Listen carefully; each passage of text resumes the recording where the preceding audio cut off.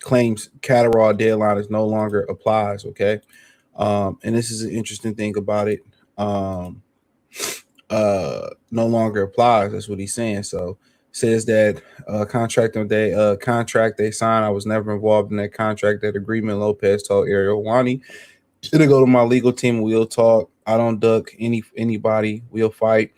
That contract they signed for extension, whatever it was, 180 days, was named Rolly Romero, not Teofimo Lopez. That means the whole situation when the mandatory changes now, it's a reset. I think people are forgetting that.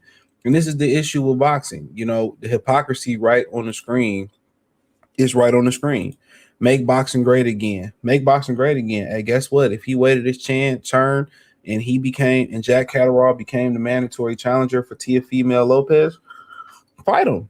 Fight him. I mean, you're not going to fight Conor Benaroli. I mean, you could fight Conor Benaroli next.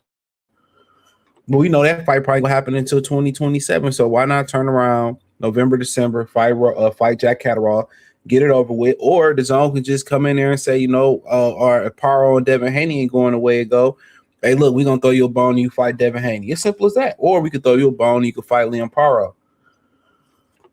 Simple as that. I just don't understand how difficult it is where you got a regular belt, a main champion, all this other bullshit, but then you talking about making boxing great again. How can boxing be great again and you won't fight a guy that they say deserves a title shot? You know, they got rid of the Reggie belt, then they brought the Reggie belt back. This is terrible.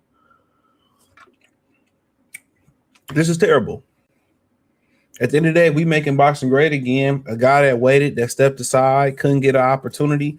Give him his opportunity, and that's just the way I see it. Give him his opportunity, because if you're going around talking about make boxing great again, and that's what you standing on, well, you got to fight Catteral. Ain't nothing. You know, T.O. should be one of those guys, one of the more active title holders or active fighters. He should just go ahead and fight Catteral, man. Make it 3 times this year. I'm suspended by all commissions right now. This TL now due to the cut over my right eye. Until I get my license back from the commission, we don't need to talk about any manager. I told y'all, none of these dudes are really different. The reason why TL seems a little bit more active than most guys in the sport, the reason why he seems a little bit more active, because he need the money, bro. You know, he needs the dividends, as they used to say back in the 90s. He needs those ends. It's as simple as that. If he don't fight, he don't make enough money per fight not to fight. He needs the money. So he has a go-getter's mentality to go get the bag.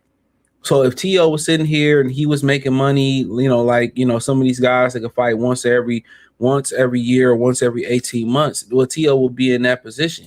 But T.O. has to fight. It's kind of similar to Bernard Hopkins chasing his greatness.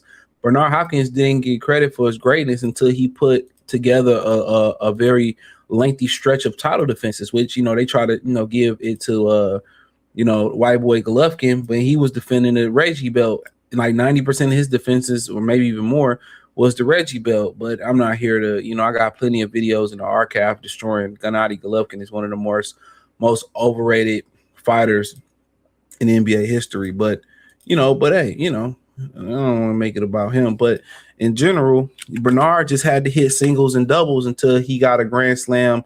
You know, he got Grand Slam love. And that's what T.O. is doing. T.O. has to fight. And at the end of the day, for T.O., he'll get into the Hall of Fame just by activity, just by taking chances. That's when he going to get into the Hall of Fame, by just being an active guy. But at the end of the day, if we going to talk about making boxing great again, you know, talking about making it great again, hey, don't hide behind no cut. Josh Kelly coming right back around this hole, and he going to fight. So I tell y'all, man, it's, you know, everybody hide behind the business of boxing. I swear to full God and two white men, I don't understand how they make money. I legitimately don't understand how they make money, you know. And I'm gonna get on the zone in the stream too. I'm gonna talk about them in a second, but for the love of me, I don't understand how they turn a profit. They need to be investigated. They really do. They need to be investigated. But now he hide behind a cut. He hide behind a contract, or I wasn't in that contract. And like I said before, boxing just gets in its own way. A guy like Albert Bell waited all these years. He waited all these years for an opportunity. Albert Bell waited all these years for an opportunity, and he got to take something on short notice just to get a title fight. Boxing is a reflection, really is a mirror of America, bro. America hides its best and its brightest. Boxers does the same thing. They wanna deem who they want to be the best and the brightest, and it doesn't work that way. They want to put all this capital, all this money behind T.O. and Rolly, it flop. All this money behind Ryan, it flop. All this money behind Ryan and Conor Ben, it's gonna flop. Instead of just saying our biggest and our brightest, let's do this thing. But like I said, Jack Catteral probably beat him, and then you got T.O. talking about, and I got a video coming talking about, yeah, me and Devin Haney can fight at the end. Like, nigga, you ain't even going. You might not even be at the end. T.O. ain't had a good fight, and quite even that Josh Taylor fight was 2-pack ass. T.O. ain't had no great fight in quite some time. Ever since he left 135 pounds, and that punch ain't there. You know what I'm saying? T.O. looking real suspect. T.O. looking real suspect. Without that one hitter quitter he had at 135, he ain't the counter puncher that he think he is or thought he was. He ain't the fighter. Ever since that punch game went away for T.O., man, nigga ass. He ass. So I mean, you can boil it down how you want to boil it down. But let's move on. So now apparently you have rumors, and I said this Sunday night. That's why I'm glad I put the video up. That now David Benavidez is now want to fight Jael Tapa in May, and I'm not really gonna touch on the Usyk thing, and could fight Usyk in heavyweight next year. Now I don't know if Usyk would entertain fighting, Jael Tapa if he win, but I was just thinking about it because this wasn't even gonna be part of the show. I wasn't even thinking about it, but I think that PBC money didn't dry it up. I think that PBC money didn't dry it up. He said, well, I'm not going to Saudi Arabia. I'm not doing that. I'm not doing this. Now he got to come back and kiss Turkey rings. Because ain't no money in no Benavidez fight. Benavidez fight been flopping like a motherfucker, man. Ain't no money in Benavidez, bro. None whatsoever. Benavidez been over there going triple wood. So now he got to fight Jael Tapa because that's the only money line to Turki. So, I mean, for the most part, David Benavidez is probably, financially struggling. He probably financially struggling in this fight. And now he talked all that shit about Turki Al-Sheikh. Now you need him. So now he willing to fight Jael Tapa because the money drying up. The money drying up. Now he willing to fight Usyk because guess what? Turki ain't really fucking with Eddie and Beevil, and then for better BF, he been out the ring for how long? So that don't make no sense. Shout out to Black Jericho. That don't make no sense. So Benavidez need a nigga like Turki at this point. So now all of a sudden he coming back to Turkey. I'm ready to fight Jael Tapa. I'm willing to do this, that, and the third. I bet you is, nigga. I bet you willing to change your whole motherfucking style.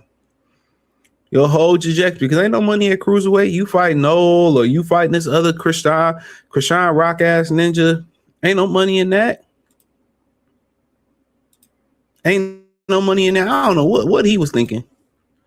I just think he was getting out the light heavyweight division to avoid Arthur Beterbiev. That's just my opinion on it. And I could be off a little bit on that, but I think he was trying to get in there and avoid Arthur Beterbiev. That's just my opinion on it. But then again, now he running back to Zaddy Turkey, just like Zaddy. Come on, just like Zaddy. Come on, man. He salute sunshine, feel the pain, baby. I could take away the pain if you let me. But let's hit the blunt twice and switch lanes. So WWE parent company TKO becomes a minority shareholder in the DAZN streaming platform. So remember, there was rumors that Turki Al-Sheikh was going to buy the DAZN. Y'all remember that? Turki Al-Sheikh was going to buy the DAZN. He was in talks for a long time, or associated with the DAZN a long time, to buy stake in the DAZN. I think people tend to forget that was happening, and he's probably bought his stake in the DAZN through TKO. Okay, so now Dana White, they have, you know, and TKO, they have their hand in everything. They got their hand with TNT through this deal, DAZN through this deal, Paramount through this deal.